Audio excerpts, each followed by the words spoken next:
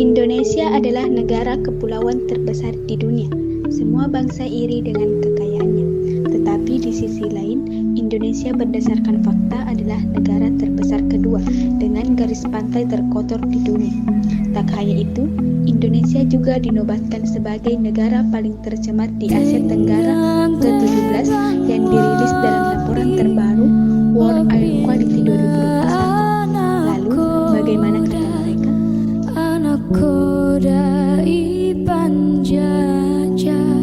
Baik, Assalamualaikum warahmatullahi wabarakatuh.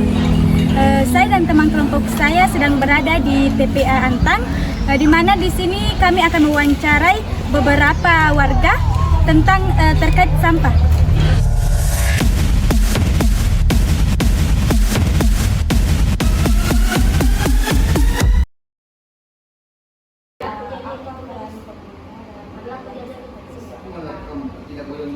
Kalau penanggulangan pemerintah dalam mengurangi sampah itu sudah maksimal, ya. Tetapi kenapa sampah terus bertambah di TPA? Kembali lagi kepada masyarakatnya. Sosialisasi dari pemerintah sudah turun, mulai dari jajaran dinas sampai ke masyarakat, tingkat RT RW itu sudah. Hanya saja ada untuk merubah pola pikir masyarakat itu tidak segampang membalikan telapak tangan, ya kan? Contoh, kata emas, jangan buang sampah sembarangan, itu kita sudah gaungkan dari kalian kecil-kecil. Akan tetapi, apakah kalian melaksanakan jangan buang sampah sembarangan? Pastinya saya tidak usah bilang, karena kita juga rasakan di motor akan lempar, di mana kita berada lempar, itu salah satunya. Ini kalau kita bilang penanggulangannya di sini sudah dimaksimalkan betul ini penanggulangan untuk pengurangan sampah. Sekarang keluar lagi peraturan perwali itu bahwasanya pengurangan sampah plastik. Penggunaan sampah plastik ya.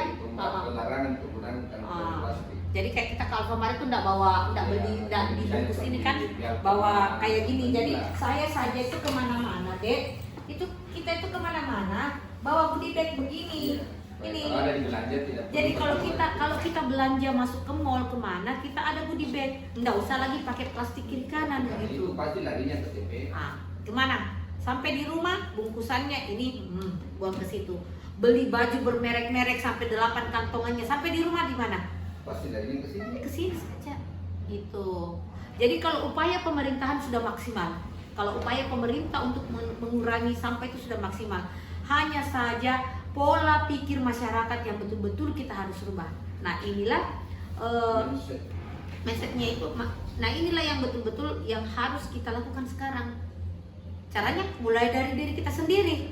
Tidak mungkin kita menegur orang kalau kita sendiri tidak lakukan, ya kan? Nah itu saja jawaban saya. Terima kasih Bu.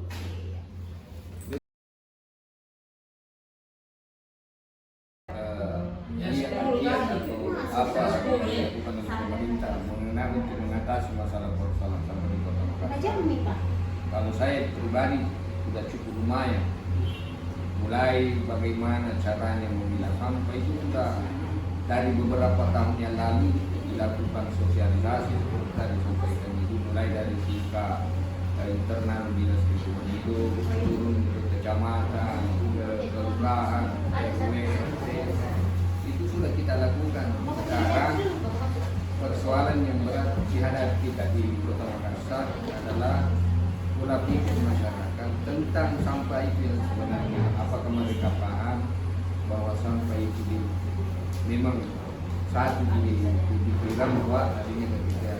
Makanya tadi saya tanya apa maksud daripada TPA. Selama Anda mengatakan bahwa TPA itu pembuangan air, maka beginilah kejadian TPA yang setiap hari yang kita harapkan berkurang sampah masuk ternyata banyak.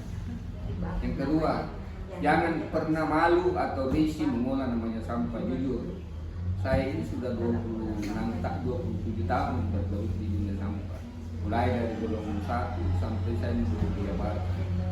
Jadi mulai, jujur saya katakan mulai mengolah sampah. Saya tidak pernah malu, bahkan saya bersemangat. Ini saya sudah berapa jam bercerita dengan 2 ibu ini.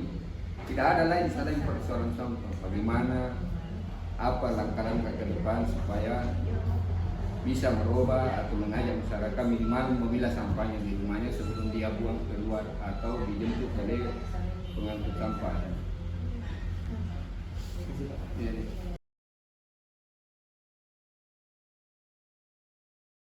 kasih Bu atas kesempatannya yang telah diberikan kepada saya untuk mewawancara Ibu. Pertama-tama saya akan bertanya, apa upaya masyarakat di sekitar sini untuk menanggulangi sampah-sampah yang ada? Kalau saya pribadi ya, karena kebetulan saya tinggal di dekat dari TPA, saya pilah sampah saya dari rumah, dan setelah saya pilah, saya bawa ke bank sampah unit. Dari bank sampah unit itu dari bank sampah unit itu nanti barang saya ditimbang di situ, baru nanti bank sampah unit bawa ke bank sampah pusat. Nah kalau saya selebihnya itu kayak sampah organik, saya tidak masukkan ke TPA lagi karena saya kasih makan maggot begitu, supaya untuk menghindari penumpukan sampah di TPA. Terima kasih. Terima kasih.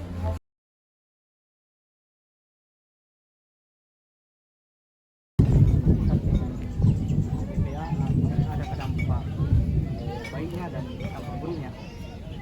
Ya kalau dua-duanya ada baiknya karena kita bisa belanja dari situ, ada baiknya. Kalau buruknya ya kalau dari dampak itu yang sering kena paku, kaca, ya itu yang mungkin juga tentang ini bau yang menyengat.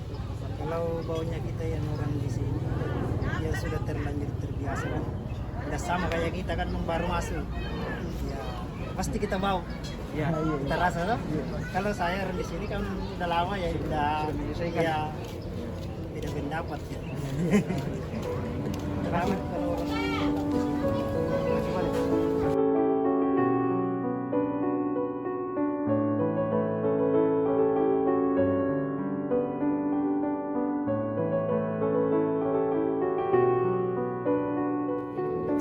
Adapun kesimpulan dan solusi yang dapat kita ambil terkait banyaknya sampah di sini, yaitu salah satu cara untuk mengurangi penggunaan sampah plastik dengan cara dimulai dari hal kecil terlebih dahulu, dengan membawa body bag kemanapun kita pergi. Dengan adanya body bag, kita belanja tidak perlu memakai kantong plastik lagi, tetapi dengan bantuan dari body bag yang kita bawa. Jadi perlu adanya kesadaran masyarakat untuk memilah sampah yang ada dan mengolah sampah organik seperti mengubahnya menjadi maggot. Jadi tumbuhkanlah dalam diri kita masing-masing bahwa TPA itu bukan tempat pembuangan akhir. Karena kenapa? Sampah yang ada di sana bukannya berkurang, malah setiap harinya makin bertambah. Oleh karena itu pentingnya pola pikir masyarakat untuk diubah dan jangan malu dan gengsi untuk memilah dan mengelola sampah dengan baik. Stop buang sampah, mantan boleh berserakan tapi sampah jangan.